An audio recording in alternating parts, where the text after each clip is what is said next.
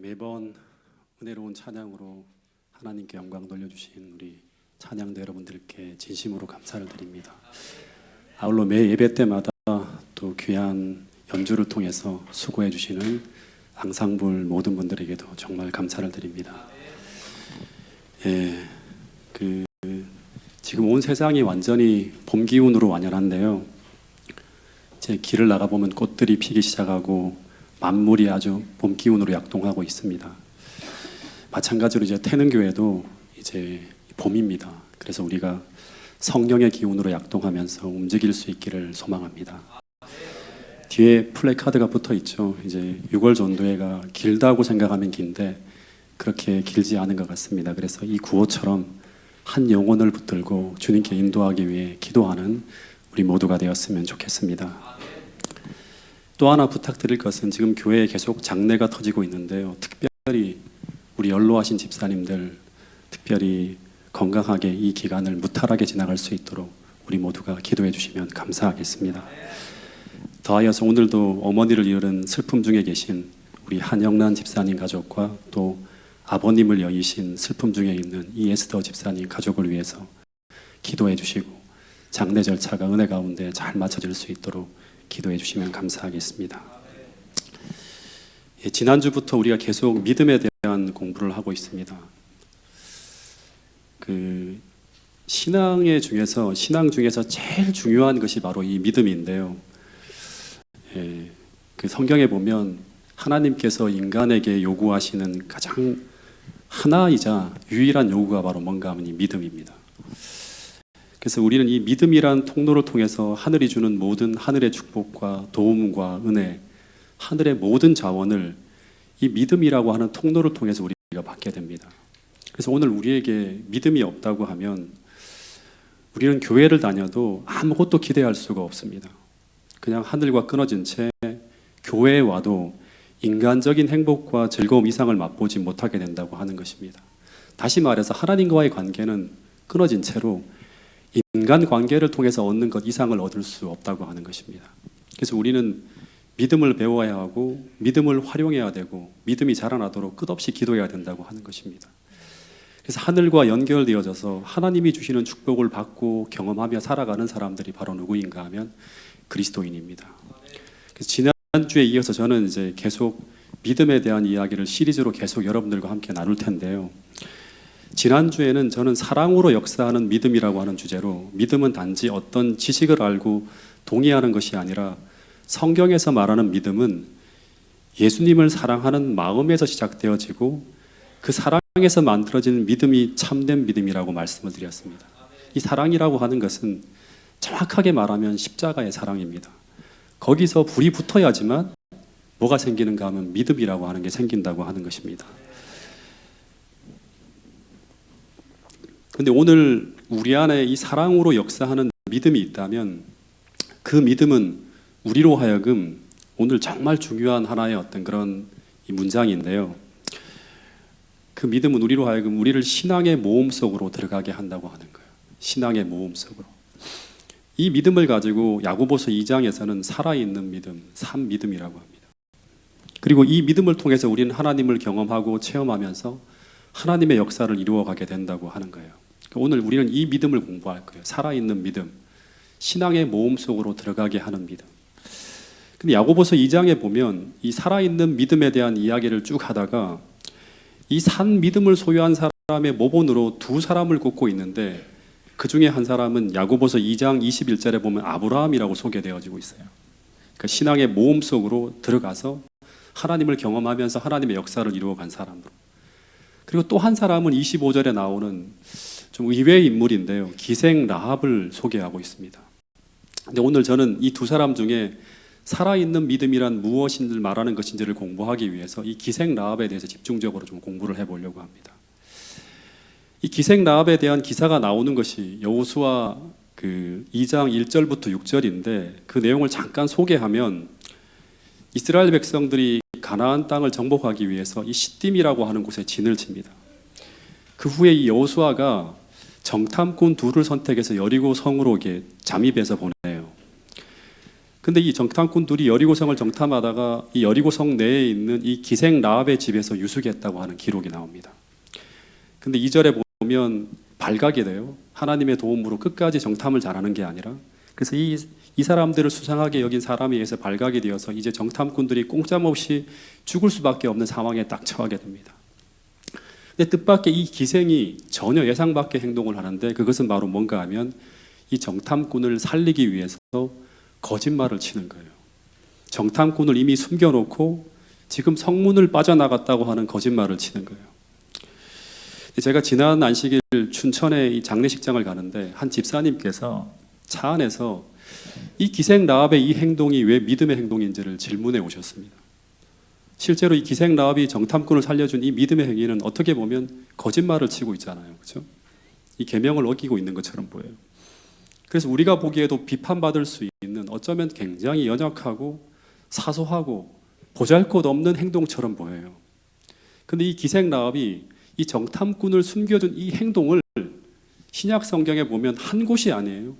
두 곳에서 이 행동을 정말 중요한 믿음의 모습이라고 언급하고 있습니다.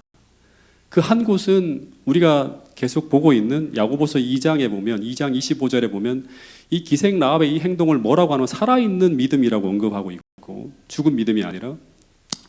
그리고 또 한 곳이 어디인가 하면 히브리 11장 31절에 보면, 이 기록은 제게 엄청난 충격을 준 기록이었고, 이 기록 때문에 제가 한 10년 전에 엄청나게 감동을 받으면서 새벽 기도 시간에 이게 설교를 한 적이 있어요.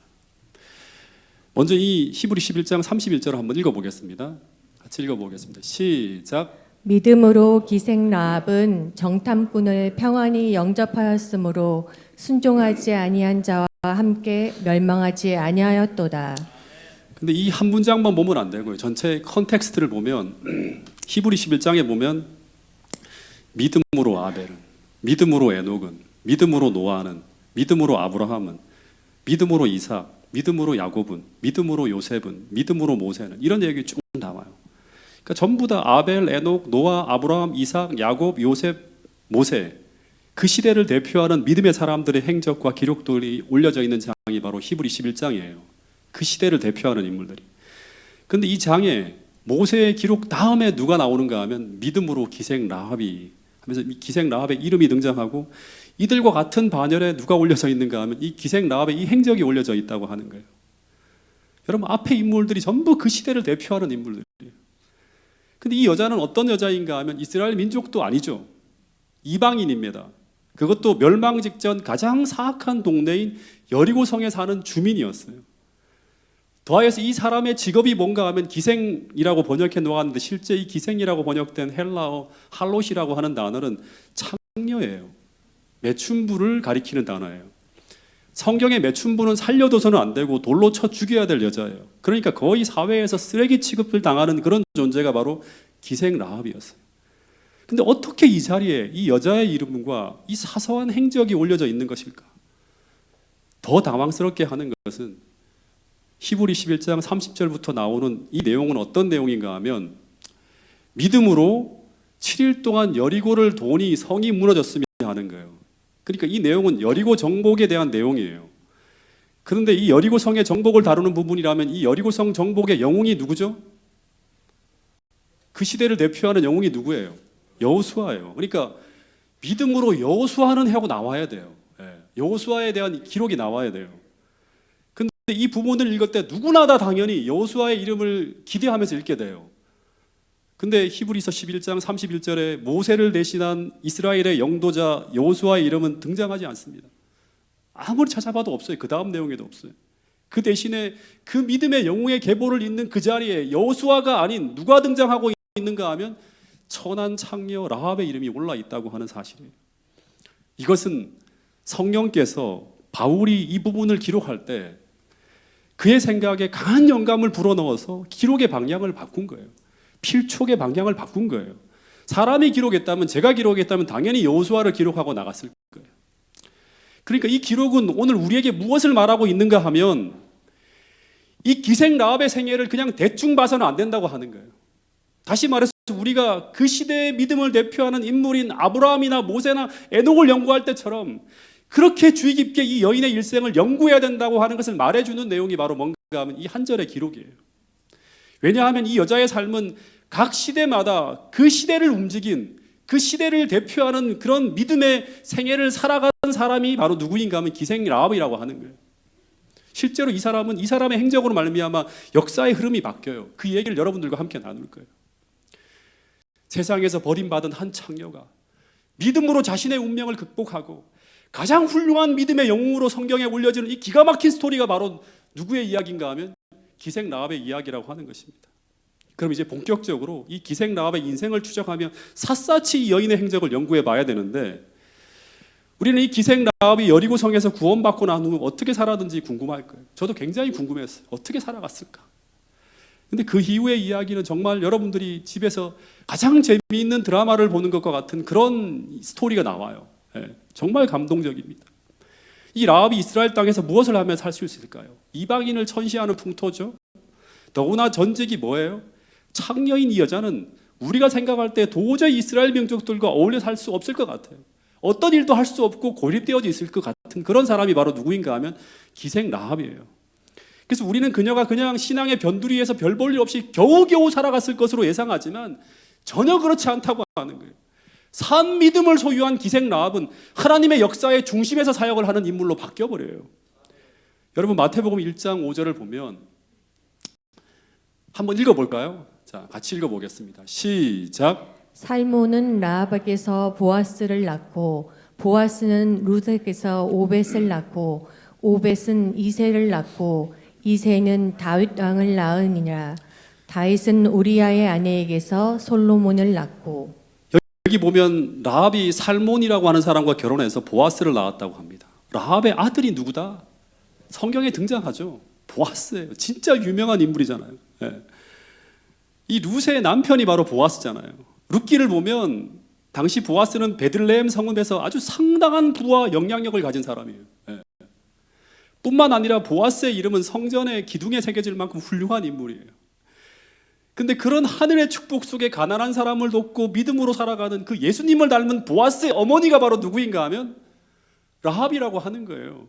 그러니까 이 창녀 라합의 몸을 빌려서 보아스라고 하는 훌륭한 신앙인이 태어나고 그 손에서 이스라엘 이 보아스가 훌륭한 믿음의 인물로 길러졌다고 하는 거예요. 라합을 통해서 보아스가 길러졌다고 하는 걸 생각해야 돼요. 이 훌륭한 인물이. 그리고 이 라합의 족보를 따라 그 다음 쭉쭉 내려가면 누가 태어나는가 하면 오벳이 태어나고 이새가 태어나고 그 다음에 누가 태어난다? 다윗이 태어나. 이것은 제게 또 한 번 충격을 주는 장면이었어요.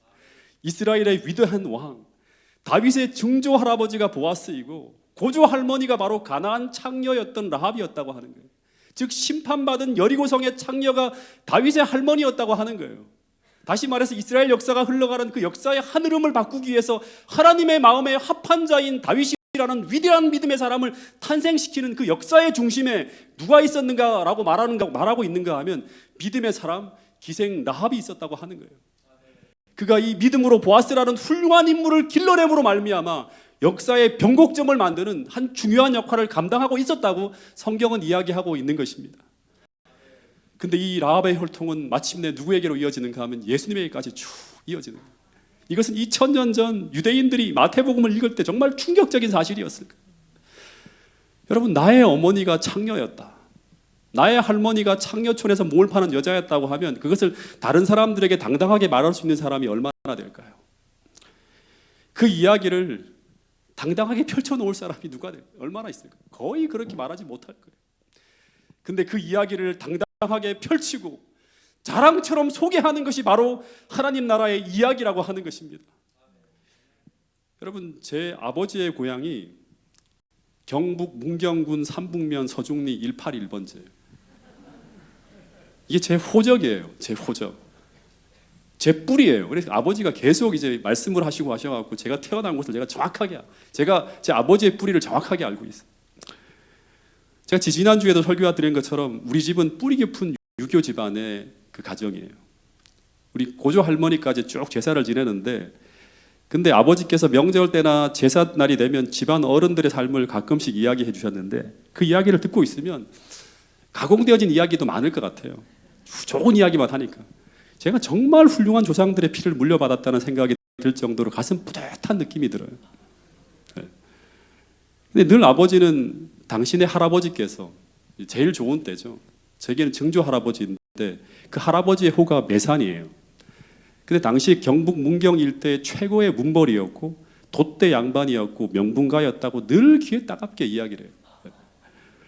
뿐만 아니라 아버지는 툭하면 이 대동보라고 하죠. 족보책을 다 꺼내고 오셔갖고 고조, 증조, 5대 할아버지 이야기까지 쭉 말씀을 하셔요. 그분들이 사셨던 곳이 반국이라고 하는 곳인데 그 동네 이야기까지 다 곁들이면서 말씀해 주세요. 근데 그 이야기가 마쳐지면 그 다음에 제게 꼭 들려주는 말씀이 너는 개성고시, 양경공파 34대 손이라고 이야기를 해주셨고 그 이야기가 마쳐지면 족보 중에서 제일 화려한 부분을 펼칩니다. 쭉 읽어줘요. 학생부군 신이라는 벼슬이 없는 분 이야기 다 빼요. 다 빼시고 언제나 관찰사부터 높게는 판도파서까지 우리 가문에서 전성기 시절을 쭉 읽어주시면서 그렇게 흐뭇해 하시는 거예요. 그러면서 말씀하시기를 아버지가 지금은 태백에 내려와서 광부로 살고 있지만 너의 뿌리가 이런 훌륭한 조상의 피가 흐르고 있는 그 집안의 후손이라고 하는 걸 잊지 말라고 계속 말씀하시는 거예요. 족보에는 나쁜 기록은 절대 올리지 않습니다. 심지어 가문에 불명예를 끼친 사람이 있다면 어떻게 하죠? 그 족보에서 파버립니다. 왜냐하면 그 후손들이 그 영향을 받을까 봐 아예 파버리는 거예요. 근데 하나님은 그 반대로 오늘 우리에게 말씀하고 있는 거예요. 우리 믿음의 조상인 다윗의 고조 할머니가 누구인가? 정말 말하기도 부끄러운 여자, 족보에서 삭제해야지만 다윗의 권위와 예수님의 권위에 누가 되지 않을 몸을 팔던 창녀 라합이었다고 자랑처럼 말하고 있는 거예요. 여러분 아무리 개과천선했다 하더라도 과거의 기록은 남는 것이 아닙니까? 그러나 하나님은 너무나 당당하게 그 이름을 자랑처럼 예수님의 족보에 기록하라고 말씀하고 있는 것입니다. 더하여서 바울은 믿음의 영웅장에 그냥 라합이 아니라 뭐까지 붙였는가 하면 기생 라합이라고 하면서 그 전직 직업까지 적어가면서 자랑하듯이 당당하게 소개하고 있는 것입니다. 여러분 그런데 그 이유가 무엇 때문일까요? 여러분 여기엔 우리가 귀를 기울여야 될 정말 중요한 메시지가 담겨 있습니다. 그것은 바로 또다시 말하지만 살아있는 믿음을 소유한 사람은 변화된다고 하는 것입니다. 다시 말해서 우리가 라합처럼 살아있는 믿음을 소유했다면 하나님은 그 사람을 전적으로 변화시킨다고 하는 것이 기독교의 중심 진리예요. 이 사실을 믿어야 되고 이 진리가 교회의 상식이 되어야지만 우리는 사도행전적 교회, 원래 주님이 세웠던 그 교회로 나갈 수 있다고 하는 것입니다. 이런 일들이 계속 벌어져야 돼요. 교회 안에서. 여러분 초대교회 당시 기독교의 진수는 그 사람이 정말 참되게 회심했다면, 즉 그가 정말로 복음을 체험한 믿음을 가진 사람이라면 그 사람의 과거는 더 이상 문제가 되지 않는다고 말하고 있습니다. 왜냐하면 그가 진짜 믿음으로 그리스도 안에 살고 있는 사람이라면, 즉 성령에 지배되어 살아가고 있는 사람이라면 그는 정말로 새로운 피조물이기 때문에 그렇게 간주한다고 하는 것입니다. 여러분 그런데 그 사실을 말로만이 아니라 실제 인생으로 그것이 그렇게 이루어진다고 하는 것을 증언하는 이야기가 바로 기생 라합의 이야기라고 하는 사실입니다. 여러분 실제 성경은 변화된 사람들의 이야기입니다. 도저히 회복이 불가능한 7 귀신 들린 막달라 마리아, 사도 바울, 12제자, 이들의 이야기가 오늘 우리에게 감동을 주는 이유는 그들의 연약함과 허물 때문이 아니에요. 그들이 전부 산 믿음으로 자신의 연약함을 극복하고 전부 변화된 인생 스토리를 가지고 있기 때문에 우리에게 감동을 주는 거라고 하는 사실입니다. 여러분 그래서 이 기생 라합의 생애는 오늘 우리들에게 원래 기독교란 어떤 모습이어야 하는가를 말해주고 있는 이야기가 바로 기생 라합의 이야기라고 하는 사실입니다. 여러분 이 기생 라합은 여리고성이 심판받을 때 구원받은 사람입니다. 다시 말하면 이 말은 오늘식으로 말하면 이 여자는 노아처럼 종말에 구원받은 사람을 예표하는 거예요. 마치 계시록 7장에 내 천사의 바람이 불기 직전에 온 세상의 모든 생명체들이 해를 당하기 직전에 누가 구원을 받죠? 인침을 받은 사람들이 구원을 받아요. 그 사람들만이 살아남은 것처럼 이 기생 라합은 여리고성에서 하나님의 심판이 진행될 때 그때 살아남은 자를 예표하는 사람이 바로 누구인가 하면 이 기생 라합이라고 하는 거예요. 근데 여러분 이 여리고가 어떤 동네입니까? 악의 잔이 차고 넘쳐서 도저히 그대로 둘 수 없는 심판이 결정되어진 동네였어요. 근데 이 동네에 살고 있던 라합은 어떤 삶을 살아가고 있었던 사람인가요? 생각해 보세요. 이 사람이 죄와 몸부림치던 사람이었으니까 그 마음에 벌어지는 일은 모르지만 성경 내용을 보면 이 여자는 당시 거기서 몸을 팔며 살던 창녀였어요. 다시 말해서 전직 창녀가 아니라 현직 창녀였던, 아직 직업이 바뀌지 않았던 사람이에요. 분명히. 그래서 이 기생 라합의 집으로 들어간 거예요. 그래서 하는 일만 생각하면 이 여자는 하나님의 구원과는 가장 거리에 먼 곳에 있는 그런 여자였습니다. 더 정확하게 말하면 구원받을 가능성이 거의 없는 그런 상태에 있었던 사람처럼 보이는 여자예요. 오늘날로 말하면 이 기생 라합은 재림 직전에 지금 환락가에서 몸을 파는 여자예요. 여러분, 그런데 하나님은 이 심판이 초일기에 들어간 이 사악한 땅에서 마지막 단 한 사람이라도 구원하기 위해서 그 여리고성 구석구석을 뒤지면서 간절히 구원받을 사람을 찾고 계셨는데, 근데 거기서 완전히 죄로 굳어지고 양심이 화인 맞아가는 그 수많은 사람들 가운데서 딱 한 사람을 발견했어요. 근데 그 사람은 그래도 겉이 멀쩡한 학자나 선비나 뭐 이런 사람이 아닌 가장 구원받을 것 같지 않은 한 창녀의 마음에서 피어나는 믿음의 빛을 보셨다고 하는 것입니다. 여러분, 이 사실이 제게 너무나 큰 감동이었어요. 어떻게 창녀라는 직업을 가진 사람이 그 멸망 직전 가장 타락한 환경에서 하나님을 향하고 있었을까 하는 것입니다. 여러분, 그래서 주님은 이런 말씀을 하고 있는 거예요. 사무엘상 16장 7절에 보면 같이 한번 읽어볼까요? 시작. 사람은 외모를 보거니와 나 여호와는 중심을 보느니라 하시더라. 여러분, 사람은 외모를 보거니와 그 사람이 어떤 일을 하고 있고 어떤 직업을 가지고 있고 어떻게 살아가는 걸 보지만 하나님은 뭘 본다? 중심을 본다고 하는 거예요. 하나님은 창녀라고 하는 그 사람의 직업이 아닌 그 마음의 중심이 어디를 향하고 있는지를 깊이 주목하여 보고 있었다고 하는 것입니다. 여러분, 이것이 정말 중요한 부분입니다. 여러분, 하나님은 때때로 사람들이 전혀 주목하지 않는 부분을 주목하고 계십니다. 다시 말해서 사람들은 전혀 희망을 볼 수 없는 곳에서 하나님은 희망을 보고 계시고, 사람들이 전혀 가능성을 찾을 수 없는 곳에서 하나님은 가장 위대한 가능성을 보고 계신다고 하는 것입니다. 누가 이 여자가 보아스의 어머니와 다윗의 할머니가 될 것이라고 상상이나 할 수 있었겠어요. 근데 하나님은 보고 계시는 거예요. 그래서 인간은 끝났다고 말하고 절망을 말할 때 주님은 그렇지 않다고 말씀하고 있는 것입니다. 여러분, 이 메시지가 오늘 우리에게 희망과 용기를 줄 수 있기를 간절히 바랍니다. 그리고 오늘 우리도 이런 하나님의 안목으로 세상을 바라보고 영혼을 바라볼 수 있게 되기를 간절히 바랍니다. 이제 정말 중요한 말씀을 하나 더 드릴 텐데요. 여러분, 하나님이 정탐꾼을 왜 여리고성에 보냈을까요? 저는 이것을 알고 펑펑 울었어요. 여러분, 나중에 여리고성은 절대 정탐꾼을 보낼 필요가 없는 싸움을 합니다. 여러분 아시죠? 여리고성은 밖에서 뺑뺑 돌면서 무너지는 거예요. 성내 상황에 대한 첩보가 전혀 필요 없는 전쟁을 하나님은 기획하셨어요. 근데 하나님이 왜 쓸데없이 이 정탐꾼을 여리고성에 보냈을까요? 왜 목숨을 걸고 정탐꾼으로 하여금 적진에 들어가게 했을까요? 그 이유는 오직 하나였어요. 그것은 바로 이 기생 라합을 구원하기 위해서라고 하는 거예요. 네. 다시 말하면 하나님은 이 기생 라합의 믿음을 확인하기 위해서 정탐꾼을 보낸 거예요. 더 정확하게 말하면 여리고성의 정탐이 아니라 이 라합의 믿음을 정탐하기 위해 정탐꾼을 보냈다고 하는 거예요. 이 라합의 믿음을 온 우주 앞에 드러내서 공의롭게 이 여자를 구원하기 위해서, 그래서 정탐꾼을 보낸 거예요. 그 이유 외에는 아무것도 없어요. 아무리 살펴봐도 그 이유 외에는 없는 거예요.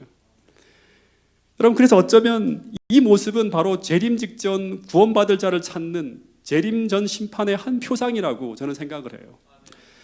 하나님은 이 세상이 멸망하기 직전 하나님은 이 기생 라합을 구원하시는 이런 모습으로 오늘 여러분과 저를 구원하신다고 하는 사실입니다.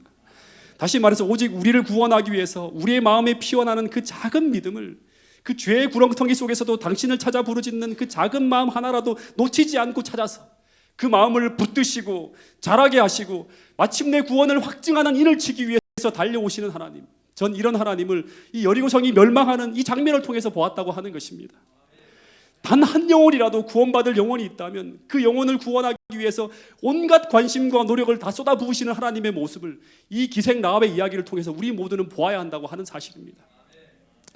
이것이 바로 조사심판이 진행되어지고 있는 오늘 우리를 향하시는 하나님의 모습입니다.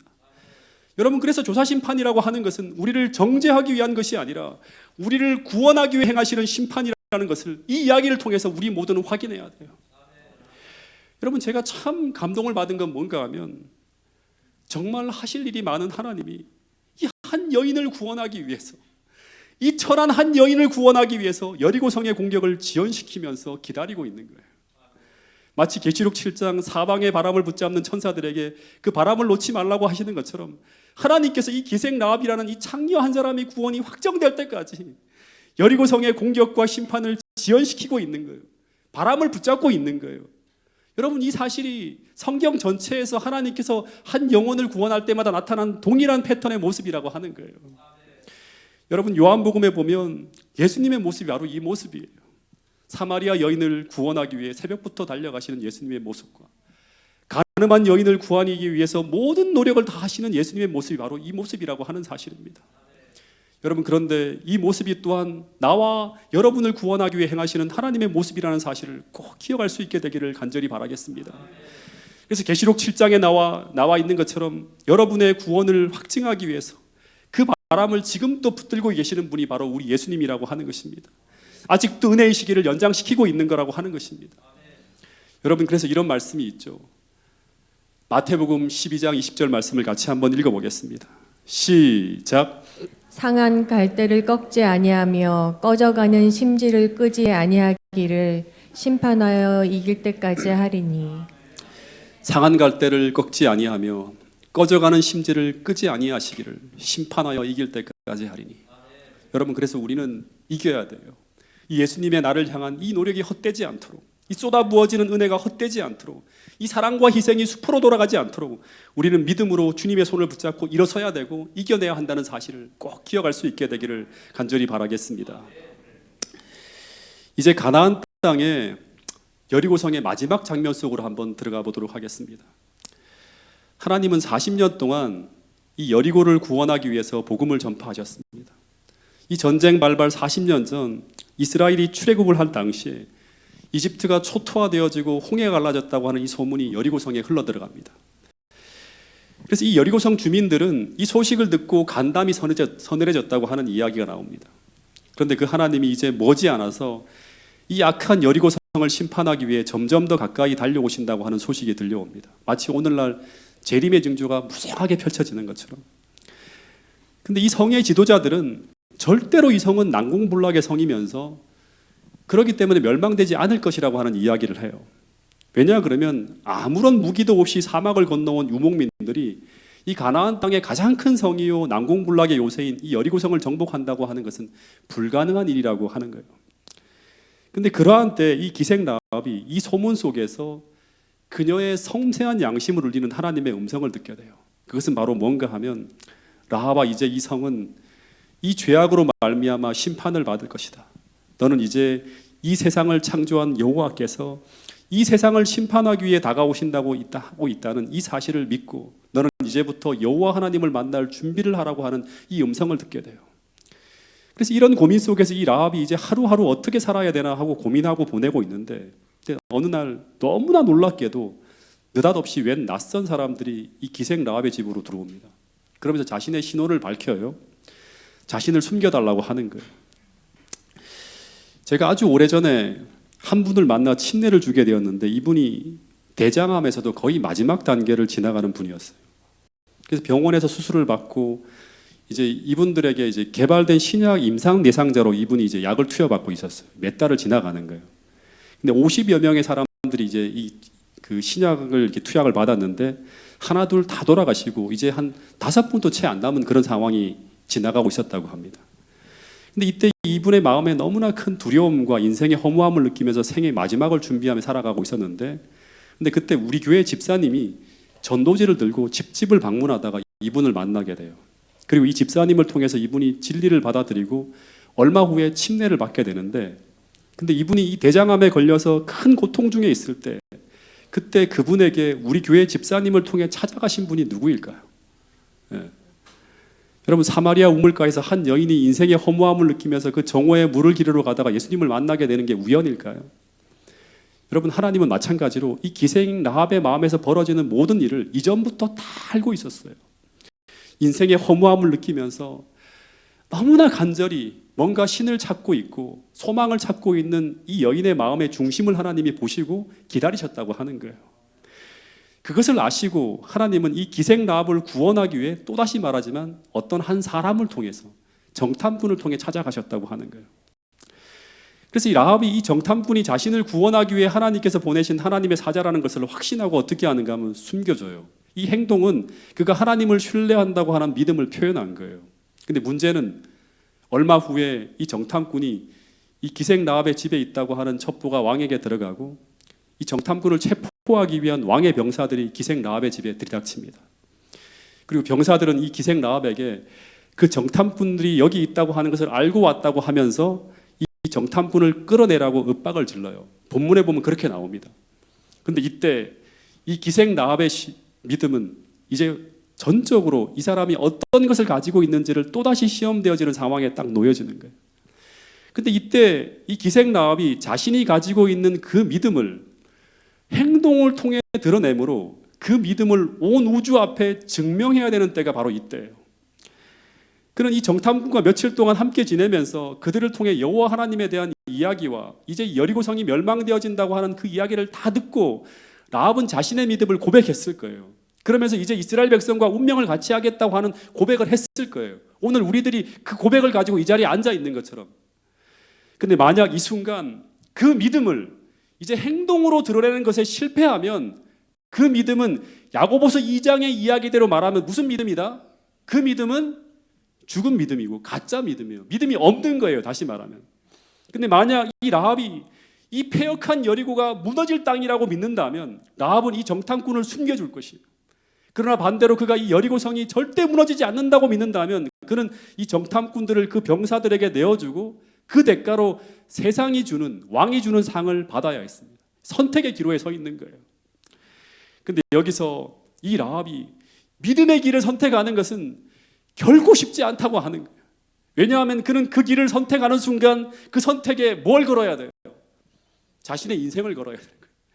그동안 살아온 모든 인생을 걸어야 되고 자신의 심지어 생명을 걸어야 되는 그러한 길이 바로 뭔가 하면 믿음의 길이라고 하는 거예요. 근데 라합은 목숨을 걸고 정탐꾼을 숨겨주었습니다. 다시 말해서 라합은 죽으면 죽으리라는 각오로 하나님을 선택하는 믿음의 모험을 감행한 거예요. 자신에게 받은 그 빚 속에서 최선의 선택을 하는 거예요. 이게 바로 뭔가 하면 살아있는 믿음이라고 하는 거예요. 근데 라합의 이 행동을 성경은 아주 중요한 믿음의 모습으로 평가하고 있어요. 서두에서 말한 것처럼 성경은 이 라합의 행위를 믿음의 조상 아브라함에 필적하는 믿음으로 평가하고 있어요. 야고보는 죽은 믿음이 아닌 살아있는 믿음의 예로 단 두 사람을 선택했는데 그 중에 한 사람이 바로 믿음의 조상 아브라함이었고 또 한 사람이 바로 오늘 공부한 기생 라합이었어요. 근데 이 두 사람의 믿음의 공통적인 특징은 바로 뭔가 하면 이것입니다. 그것은 그가 있는 그 믿음 속으로 자신을 던지는 신앙의 모험을 감행했다고 하는 거예요. 여러분 정말 중요한 부분입니다. 아브라함은 자신의 약속, 하나님의 약속을 믿고 어떻게 했죠? 그가 편하게 살던 갈대아 우르를 떠나서 갈 바를 알지 못하고, 이게 무슨 말인가 하면 모험을 하는 거예요. 갈 바를 알지 못하고 말씀이 인도하는 곳으로 자신을 던지는 믿음의 모험을 감행하는 거예요. 여러분 삶 믿음은 우리로 가보지 않은 길을 가게 합니다. 즉 신앙의 모험을 하게 한다고 하는 거예요. 익숙한 길, 편안한 길이 아니라 좁은 길이라 할지라도 신앙의 모험 속으로 우리를 들어가게 하는 것이 바로 무엇인가 하면 살아있는 믿음이라고 하는 거예요. 그래서 살아있는 믿음으로 신앙의 모험을 감행하며 나아갈 때 그때 홍해가 갈라지고 요단강이 갈라지고 여리고성이 무너지는 역사 속에서 우리는 하나님을 만나는 경험을 하게 되는 거예요. 그래서 이 하나님의 명령 앞에 내 인생을 맡기고 그 말씀 속으로 내 인생을 밀어넣는 이 신앙의 모험을 하지 않고는 어느 누구도 신앙의 역사가 실제라고 말할 수 없어요. 즉 어느 누구도 신앙의 모험을 감행하지 않고는 하나님을 만날 수가 없는 거예요. 여러분 만약에 아브라함이 하나님 말씀을 계속 연구하고 기도하는 가운데 하나님께서 말씀하시는 그 말씀대로 신앙의 모험을 감행하지 않고 갈대아 우르에 계속 머물렀다면 어떤 일이 벌어졌을까요? 절대 성경에 나오는 그 역사가 펼쳐지지 않는 거예요. 여러분 왜냐하면 성경의 모든 역사는 전부 이런 믿음의 모험을 통해서만이 경험되어지는 것이기 때문입니다. 여러분 그래서 야고보서에 보면 세상엔 그냥 믿음이 있는 게 아니라 죽은 믿음과 산 믿음이 있대요. 다시 말하면 진짜 믿음과 가짜 믿음이 있대요. 교회 안에는 이런 두 부류의 사람들이 있다고 하는 것입니다. 그 믿음을 구분짓고 있어요. 죽은 믿음은 한마디로 하면 움직이지 않는 믿음을 말하는 거예요. 말만 하는 믿음을 말하는 것입니다. 그래서 오늘 우리가 산 믿음이 아닌 죽은 믿음을 소유했다면 거기엔 아무런 결과도 없습니다. 변화도 없고 하나님을 만나는 경험도 없고 그냥 교회만 왔다 갔다 하는 것으로 그치는 거예요. 하나님과의 관계는 연결되어지지 않고 그냥 인간적인 관계로 우리가 살아가는 거예요. 여러분, 교회에 오는 이유는 하나님을 만나고 하나님의 은혜를 받기 위해서, 하나님의 축복을 누리기 위해서 교회에 오는 것 아닙니까? 대능교회 모든 성도님들의 마음속에 살아있는 믿음이 불타오르게 되기를 간절히 바라겠습니다. 여러분, 아브라함처럼 기생나합처럼 우리는 말씀을 쫓아 나가야 됩니다. 신앙의 모험을 감행해야 되는 거예요. 그래야지만 우리는 하나님을 만나는 영광스러운 경험을 할 수 있어요. 사도행전적 교회로 나가는 그 위대한 기적을 경험할 수 있다고 하는 것입니다. 여러분, 오직 성경의 약속은 산 믿음 앞에 성취되어진다고 하는 사실을 꼭 기억할 수 있게 되기를 간절히 바라겠습니다. 그것이 비록 힘들고 어려운 길이라 하더라도 믿음의 모험을 감행할 수 있도록 나를 움직일 수 있는 믿음, 그 산 믿음을 달라고 하나님 앞에 간구하시는 태능교회 모든 성도들이 될 수 있기를 간절히 바라겠습니다. 그 믿음 속에서 우리는 하나님의 영광을 보게 되는 놀라운 역사를 경험하게 될 것이라고 성경은 이야기하고 있습니다. 오래전에 우리 가족이 일산 호수공원에 갔다가 거기 이제 어린이들을 위한 이제 실내 놀이동산으로 꾸며진 곳이 있어서 함께 들어갔어요. 이 성주가 지금은 25인데 그때 이 초등학교 1학년인가 아마 그랬을 것 같아요. 근데 이 키즈랜드라는 곳에 가면 굉장히 높은 고무풍선으로 된 슬로프들이 쭉 있는데 한 30m쯤 되는 굉장히 높은 그런 이제 슬로프가 이렇게 막 광고로 돼 있고 해서 그걸 한번 타기 위해서 갔어요. 근데 이 슬로프는 고소공포증이 있는 아이 엄마가 그걸 보자마자 갑자기 엄두를 못 내는 거예요. 아유. 그러면서 다른 짧은 슬로프만 쭉쭉 타다가 1시간도 안 돼서 이제 돌아갈 때가 된 거예요. 뭐 할 게 없는 거예요. 그래서 갑자기 아이 엄마가 이제 돌아가자 그러니까 아이 엄마가 하는 말이 돈이 아깝다고 하는 거예요. 그러면서 저거 긴 거 한번 타보고 가자 그러는 거예요. 2007년 당시에 1인당 10,000원을 내고 들어갔거든요. 성인이 꽤 큰 돈을 내고 지불하고 들어간 거예요. 너무나 아쉬워서 그런 얘기를 하는데 저 긴 슬로프를 좀 타면 슬릴도 느끼고 그러면 지불한 것이 아깝지 않은데 저는 유아들이 타는 것만 맨날 타고 가니까 아이들도 컸는데 저거 한번 타고 가자고 계속하면서 얘기를 하는 거예요. 근데 제가 그냥 농담으로 지나가는 말인 줄 알고 저거 진짜 타려고 하냐 그랬더니 아내가 탈 수 있대요. 당신은 저거 못 탈 거야. 올라갔다 괜히 낭패 보지 말고 그냥 가자고 했어요. 근데 계속 아니야 탈 수 있어 한번 타보자고 계속 그러는 거예요. 몇 번을 되물었어요. 진짜 후회하지 마 그랬는데 탈 수 있대요. 진짜 한번 타보겠다는 거예요. 그래서 아이들과 함께 그 긴 슬로프 쪽으로 가서 끼역끼역 그 높은 고무풍선 계단을 하나하나 올라가는데 너무나 신나하는 거예요. 애들도 막 신나하고 이제 엄마 때문에 못 타고 그냥 가를 줄 알았는데 탄다고 하면서 근데 앞만 보고 올라갈 때는 아무 생각 없이 신나게 올라갔는데 근데 다 올라가서 정상에서 밑을 탁 내려다보는 순간 난리가 났어. 갑자기 아이 엄마가 저를 꽉 붙들더니 어떻게 할지를 몰라 막 당황하기 시작하는 거예요. 세상이 빙빙 돈다고 여보 세상이 빙빙 도는 것 같아 하면서 조금 지나니까 여보 죽어도 못할 것 같다고 하는 거예요. 다시 계단으로 내려가자고 하는 거예요. 근데 여러분 혹시 타보신 분은 알지만 절대 그 긴 슬로프는요 고무풍선 계단으로 되어 있어서 사람들이 올라오는 그 칸막이만 있지 내려가는 건 없어요. 그러니까 내려가려면 사람들이 다 비켜줘야 돼요. 전부 다. 그래서 반대로는 절대 내려갈 수가 없는 길이에요. 한번 올라왔으면 내려가는 것은 미끄럼으로 내려가야지 계단을 타고 내려갈 수는 없게 되어 있어요. 그래서 제가 몇 번을 물어봤거든요. 못할 거라고 했더니 탄대요. 그래서 제가 너무 창피해서 여보 여기까지 왔는데 왜 그러냐고 눈을 딱 감고 한 번만 내려달라고 잠깐이면 된다고 그러는 거예요. 절대 안 죽어 여보 하면서 막 그랬어요.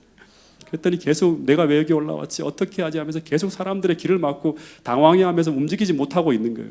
그러면서 뒤에 사람들이 계속 기다리고 있고 밀리고 있고 앞에서는 꼬맹이들이 다 큰 아주머니가 무서워하면서 막 당황해하니까 너무나 신나게 웃으며 막 내려가는 거예요. 근데 그것을 보는 순간 갑자기 아내가 오기가 생겼는지 눈을 꼭 감고 해보겠다고 하는 거예요. 그러면서 그 슬로프 앞으로 가서 몸을 내맡기고 탁 뛰어드는 거예요. 근데 잠시 후 어떤 일이 벌어졌는가 하면 비명 소리가 들려오는데요. 그 키즈랜드 그 큰 곳이 막 진짜 다 울릴 정도로 얼마나 소리를 질러대는지 너무나 심상치 않은 거예요. 고래고래 소리를 지르면서 막 살려달라고 하면서 막 사람 살려 하면서 소리를 지르고 내려가는 거예요. 그러더니 탁 다 내려갔어요. 근데 아무 소리가 안 들리는 거예요. 바닥에서. 제가 갑자기 불안해지는 거예요. 심장마비나 쇼크로 기절하지 않았을까 싶어갖고 바로 슬로프를 타고 제가 내려갔어요. 근데 그 밑에서 아내의 얼굴을 딱 보면서 여보 괜찮아 하고 물어보는데 사색이 되어 있을 줄 알았거든요. 근데 그 얼굴을 보았는데 정반대인 거예요. 너무나 행복하고 즐거워서 어쩔 줄 몰라는 거예요. 내가 해냈다고 하는 거예요. 근데 더 놀라운 것은 그 고소공포증이 있는 이 사람이 이 슬라이딩이 너무나 재미있고 즐겁다고 하면서 그 슬로프를 또 타기 위해 또 올라가는 거예요. 또 올라가서 내려오고 또 올라가 내려오고 진짜 만 원이 다 빠질 때까지 왔다 갔다 가는 거예요. 여러분 뛰어들기 전에는 불안하고 갈등이 일고 두려움이 몰아치지만 일단 마음을 확정하고 그 믿음의 세계로 모험을 감행한다면 그 다음은 하나님께서 전적으로 책임지는 멋진 영적 경험이 펼쳐질 것이라고 성경은 구석구석에서 우리에게 이야기하고 있는 것입니다. 여러분 그래서 주님은 말씀하시기를 너희는 다른 거 생각하지 말고 먼저 그의 나라와 그의 의만을 생각하고 그것만을 구하라고 하는 거예요. 그러면 나머지 벌어지는 모든 일들은 주님이 책임지시겠다고 말씀하고 있는 것입니다. 여러분 하나님이 함께 하시는 행복과 기쁨을 체험하고 싶다면 하나님 앞에 여러분의 인생을 던져보게 되기를 간절히 바라겠습니다. 말씀의 길로 그 믿음의 공식 속으로 여러분의 삶을 하나님께 맡기고 던지는 그런 선택을 하게 될 때 성경에 나오는 그 모든 역사가 진실하고 나의 역사가 된다고 하는 것을 이야기할 수 있는 그런 사람이 될 수 있다고 하는 것입니다. 여러분 우리가 던질 수만 있다면 신앙의 모험을 감행할 수 있는 믿음이 있다면 성경은 오늘 우리에게 이런 약속을 주고 있습니다. 그렇게 살 수만 있다면 그러면 우리도 기생 라합처럼 성경의 주인공이 될 수 있다고 말하고 있습니다.